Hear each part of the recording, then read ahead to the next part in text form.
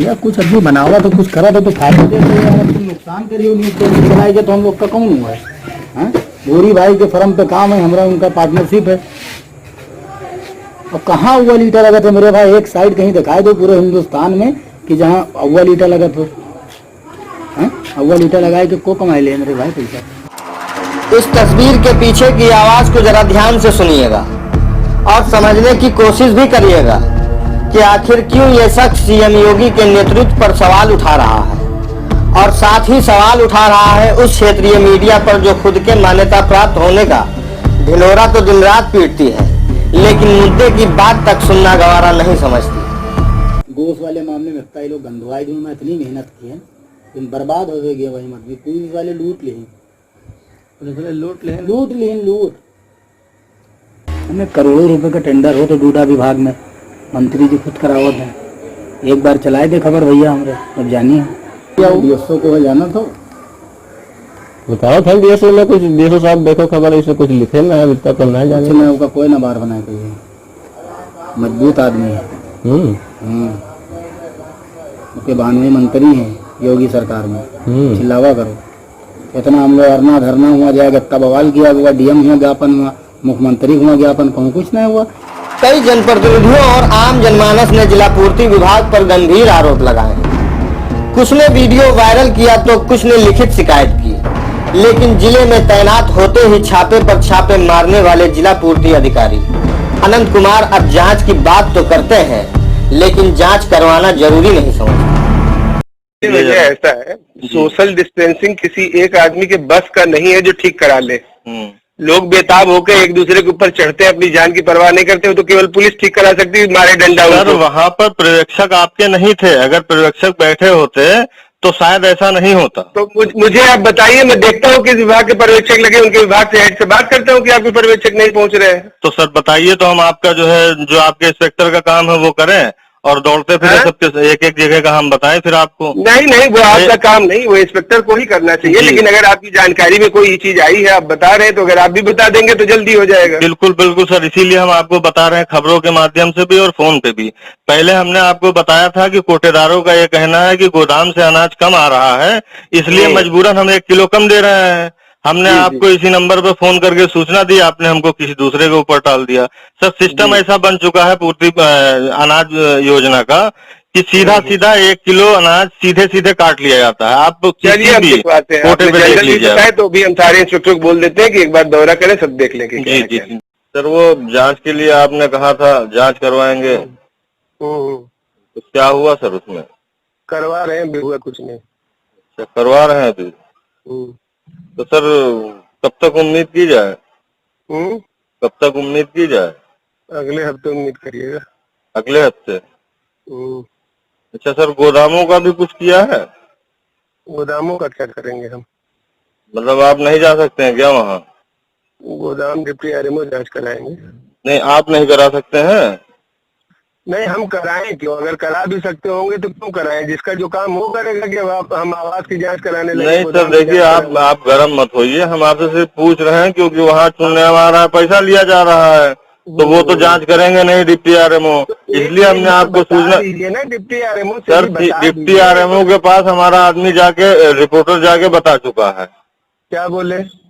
बोले ठीक है हम जांच कराते हैं, मगर जांच हुई नहीं। 2 महीना पहले ये बात कही गई थी उनसे, जब वीडियो वायरल हुई थी और कोटेदार की, हमने जब आपसे बात की थी, जब आपने कहा था एसडीएम से कहिए, उस टाइम हमने डिप्टी आरएमओ से कहलवा दिया था। आपकी बात मैं भी लिख के भेज देता हूँ उनको। बस जांच की हकीकत को परखने के लिए जब हमारी टीम ने वितरण तारीख पर क्षेत्र में पड़ताल की तो पता चला कि स्थिति जस की तस बनी हुई है। न किसी कोटे पर कोई जांच अधिकारी पहुंचा है और न ही विपणन विभाग के गोदामों पर घटतौली की समस्या को दूर किया गया है।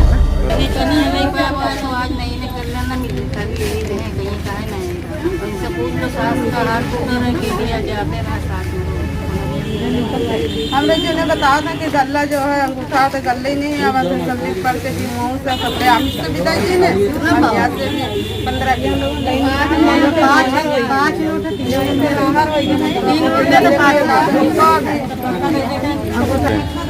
5 किलो 6 नोट है आपका? हमारे 6 नोट है, 30 किलो मिलता है हमको। गल्ला कितना देते हैं? 25 किलो। 5 किलो काट रहे हैं। हाँ 5 किलो काटे। राशन बाद में बांटा था। फिंगर पहले लगा था, राशन बाद में बटा था। एक दिन जो है फिंगर लगवा लेते हैं, हाँ, दूसरे दिन जो है राशन बांट देते हैं।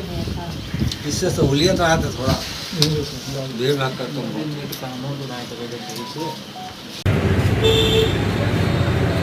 पर्यवेक्षक साहब कहाँ गए?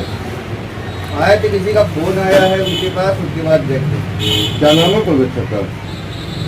यहाँ बैठते हैं, हाँ, उनका नाम है AK पांडे। किस विभाग से है? मॉडल है, अब किस विभाग से ये करते हैं। और वो कल 48 किलो 45 किलो बोरी था। और कितनी बोरी भर्ती रहा उसमें? 50 की भर्ती थी। 50 किलो 3 किलो चना, हम हमेशा 3 किलो 4 किलो चना कम पड़ जाए। एक हिसाब से बाकी के भी सब कम होती है। गेहूँ चावल का तो बस 46-41 से आगे नहीं, 48 से कम ज्यादा ना, 46 45 48। कि सर आपको सूचना दी गई थी कि कोटेदारों के यहाँ पर्यवेक्षक नहीं रहते हैं, और क्या कहना है आपका? पर्यवेक्षक हमारे कोटेदारों के यहाँ जो लगाए गए हैं दूसरे विभागों से लगाए गए हैं। जहाँ कहीं भी ऐसी जानकारी मिलती है कि कोई पर्यवेक्षक किसी समय विशेष पर नहीं है तो उनके संबंधित डिपार्टमेंट को सूचित कर दिया जाता है और उनसे वो स्पष्टीकरण लेते हैं कि उस समय थे तो कहाँ थे या कैसे थे। कोटेदारों के अनुसार बताया जाता है कि गोदाम से उनको कम अनाज दिया जा रहा है। साथ ही आपके इंस्पेक्टर कोटेदारों पे पैसा लेने का दबाव बना रहे हैं, जिसका एक ऑडियो भी वायरल हुआ था। सर इस पर कुछ प्रकाश डालेंगे? कोटेदारों की तरफ से अभी मुझे कोई व्यक्तिगत ऐसी शिकायत नहीं मिली है कि जहां उनको खाद्यान्न कम दिया जा रहा है या कोई उनसे पैसा मांग रहा है। यदि मेरी जानकारी में कोई भी ऐसा प्रकरण आएगा या कोई कोटेदार ऐसी मुझसे शिकायत करेगा तो उसकी जांच कराएंगे और कार्रवाई होगी। जहां तक वो खाद्यान्न कम मिलने की बात है, उनके लिए भी वो जो मार्केटिंग का गोदाम है वहीं उनको तुरंत ये बताना चाहिए कि हमें कम है या ज़्यादा है, तुरंत उनकी समस्या का समाधान हो जाए। अगर उससे कोई ज़बरदस्ती करता है, कम देता है, तो उनको DFMO को या हमें बताना चाहिए कि हमें कम खाद्यान्न मिला है, तो उनको पूरा खाद्यान्न मिलेगा। सर प्रकाशित खबर में हेमंत कुमार का नाम आया था जो कोटेदार से दबाव बना रहे हैं धन उगाही के लिए। सर आप द्वारा जांच कराई गई या नहीं? नहीं ऐसा है, देखिए किसी ने एक अधूरी ऑडियो क्लिप मुझे भी भेजी थी और मैंने उसको पूरा पता करने की कोशिश की कि किस आदमी से बात हो रही है। यही नहीं पता चल पा रहा है कि किस आदमी से किसकी बात हो रही है और किस संबंध में, और उसमें धन की कोई बात नहीं है। आदमी ही नहीं पता चल रहा है कि किसके ऊपर दबाव किसी ने बनाया। वो आदमी पता चले तो जांच हो जाएगी, कंप्लीट हो जाएगी। मैं रामनारायण मिश्रा पूर्व जिला अध्यक्ष कांग्रेस का हूँ। मैं अधिवक्ता हूँ और मैं पूरी समस्याओं से अवगत हूँ। जो भी समाज की समस्याएं हैं मैं अवगत हूँ। किसान असल में अध्यादेश जो लाया जाता है वो उस समय लाया जाता है जब कोई सेशन नहीं चल रहा होता है। सेशन के बीच में अगर कोई आवश्यक मामला होता है तो अध्यादेश के जरिए उसको लाया जाता है और बाद में उसको पास करा लिया जाता है। ये विधि व्यवस्था है।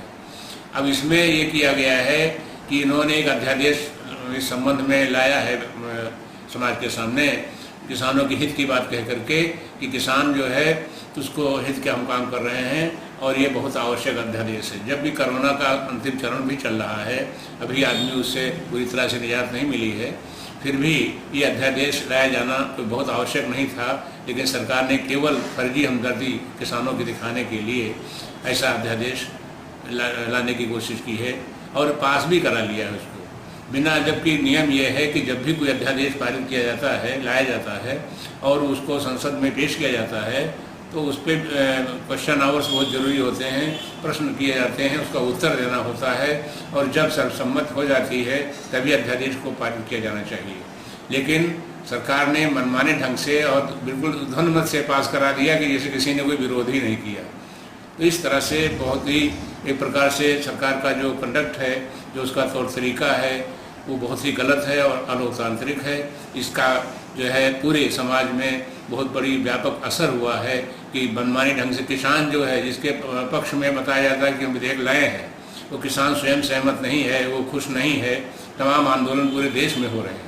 पंजाब में अभी तक है कितनी रेलगाड़ियाँ रोकी गई हैं, कितना लोगों ने खून खराबा भी हुआ है, लोगों की मृत्यु भी हुई है, लेकिन इसके बावजूद सरकार के सेहत पे कोई असर नहीं पड़ा है और उन्होंने इसको पास करा लिया है। तीसरी 3 बातें जो कही गई हैं कि हम जन कल्याण के लिए, किसानों के हित के लिए जो काम किए हैं, पहला उनका कहना यह है कि जो जिसमें सरकार में खास विरोध किया जा रहा है पब्लिक के द्वारा, जनता आक्रोशित है, किसान आक्रोशित है केवल इस बात के ऊपर कि एक 3 गलत काम करने जा रहे हैं।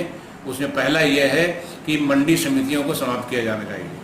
इनका उद्देश्य है कि मंडी समितियां खत्म कर दी जाएं और जो मिनिमम MNP है यानी समर्थन मूल्य जो है, जो सरकार का निम्नतम समर्थन मूल्य है, न्यूनतम समर्थन मूल्य उसको समाप्त कर रहे हैं। ये उसको नहीं करना चाहते। किसान 2 चीज़ें खत्म करेंगे। ये एक तो मंडी समिति खत्म करेंगे, दूसरा इनका उद्देश्य जो पास कर रहे हैं ये कर लिया है इन्होंने, और ये मंडी समिति जो है वो समाप्त करेंगे, न्यूनतम समर्थन मूल्य समाप्त करेंगे।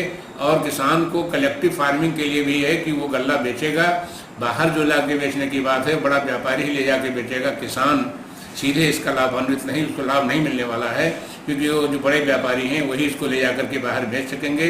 और कलेक्टिव फार्मिंग जो की गई है कि बड़े लोग जो हैं वो दूसरे छोटे काश्तकारों की ज़मीनें ले लेंगे और उनको कुछ मुतालबा दे देंगे और बाकी ज़मीन की खेती वो स्वयं करेंगे, उसका फ़ायदा उठाएंगे। तो ये जो भी योजना इन्होंने लाई है, संशोधन किया है, किसान के हित में बात कर रहे हैं, वो पूरी तरह से किसान विरोधी है। दरअसल में ये अपराध को जितना ही रोका जाएगा, अपराधी को नहीं रोका जाएगा, अपराध के खिलाफ बोलने वालों को रोका जाएगा, उतना ही अपराध बढ़ेगा। ये कट सत्य है। और हाथरस की जो घटना हुई है उस घटना में मैंने देखा है और पूरे समाचार पत्रों में, टीवी में भी देखा गया है कि वहाँ पे माननीय राहुल गांधी जी, प्रियंका गांधी जी जा रहे थे उन लोगों से मिलने, वहाँ रोक दिया गया, ज़बरदस्ती की गई, उनको जबरन जेल में डाल दिया गया, बंद कर दिया गया और बाद में जब आंदोलित हुए हैं कांग्रेस कार्यकर्ता तब उनको छोड़ा गया है।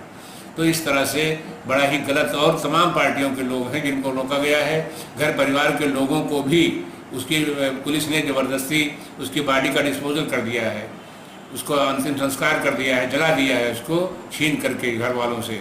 और इसके बाद में घर वाले उसके राख से बटोरने नहीं पाए हैं, उनको बिल्कुल उससे अलग कर दिया गया है। इस तरह से घटनाओं को दबाया जा रहा है। इसी तरह से बलरामपुर की भी घटना हुई है, सामूहिक बलात्कार वहाँ भी हुआ है और उस घटना को भी दबाया जा रहा है। पुलिस अब तक के लिए प्रदेश सरकार ने कोई कार्रवाई इस मामले में नहीं दिखाई है। केवल घर वालों को आश्वस्त किया जा रहा है कि हाँ हम आपका सब करेंगे, आपको रुपया दे देंगे। रुपया देने से किसी की इज्जत नहीं वापस होती, और पैसे देने की बात कही गई है, अब बाकी कहते हैं हम एक आदमी को नौकरी दे देंगे। तो इस तरह से आंसू पोंछने का कोई मतलब नहीं है। इन घटनाओं को रोकने का जो प्रयास होना चाहिए वो करने के बजाय मामले को दबाने की कोशिश की जा रही है। जो बात कहता है कि वो कहना नहीं पाता है। इन सब बातों से ये समाज में बड़ा आक्रोश है और सरकार इस तरह से चल नहीं पाएगी। भ्रष्टाचार तो इतना बढ़ गया है, हम लोग तो समाज में रहते हैं, समाज में हम देख रहे हैं, हम लोगों से तमाम लोग मिलते हैं, दिन में अपनी समस्याओं को बताते हैं कि गया था पुलिस ने इतने रुपए मांगे और हमारा मुकदमा नहीं लिखा गया। सही घटनाओं का मुकदमा नहीं लिखा जाता, फर्जी घटनाओं का मुकदमा लिख दिया जाता है। पुलिस बिल्कुल निरंकुश है। पुलिस केवल ऐसे कार्य करती है जो उसकी ड्यूटी में नहीं है।